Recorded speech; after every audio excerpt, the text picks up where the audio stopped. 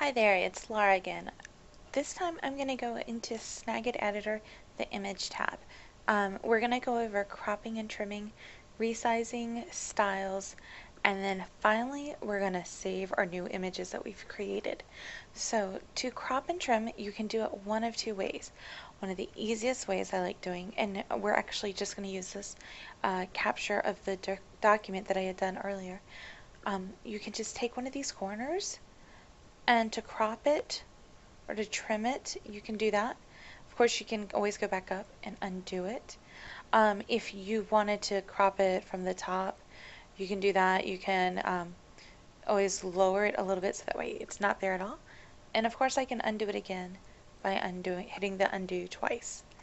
You can also use the crop and the trim buttons just like you would in any other editor that you might have. One tool that I do use most often is the resize tool. The resize, I just go to resize the image, and you notice that I got this warning saying to flatten vector objects. You use this because I've put in an arrow, boxes, we've hidden the exclamation mark, we've highlighted. So what we need to do is we're going to flatten all these objects so it's in just one flat image. So we're going to do that. Hit continue, and now we can resize. What I like to do is use the percentage unless I know what specific size I need in pixels. Most often I go to about 75% of whatever I have if I need it lower. However, I will warn you that if you go too small, like let's go 25 or even 50, you'll notice that sometimes the images will fuzzy up a little bit. And that's why I suggested when you have a picture to use the zoom in and out feature in a preview of the image. Okay, so let's put this back at 75%, and I think that looks good. And then we're just going to hit close, and you see that it's resized. From here, you're just we can either save this picture, but what if we want to add like a nice border to it, do something with edges? You're going to see that we have these neat little effects here. And if you hover over them, it will preview what it looks like, which is pretty cool. Now what I like to do is use edges. And sometimes I'll use the bevel, sometimes I'll use the fade, especially like in Blackboard when you have just a white background.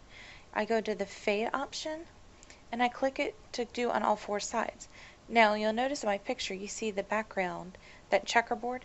Well, we don't want it that much faded, so usually I go to about 10 to 15 depending on the image, and you can see where it's going to be transparent, which is beautiful. So now that we have that, click OK, and then to save it we're just going to go to the button and then click Save As. And I generally save it as a JPEG. If you save it as a JPEG, the background will always be white, or you can save it as a PNG.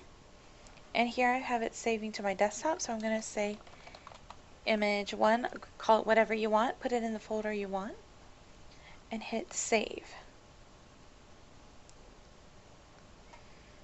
So now when I preview the image, let me pull it up for you.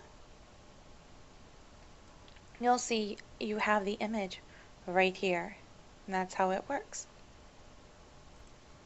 In the next Snagit video, I'm going to show you how to take a photo, especially if it has a blank sign, and actually create font so that way it looks like someone's standing there holding a sign specifically for your message that you want to say. So stay tuned.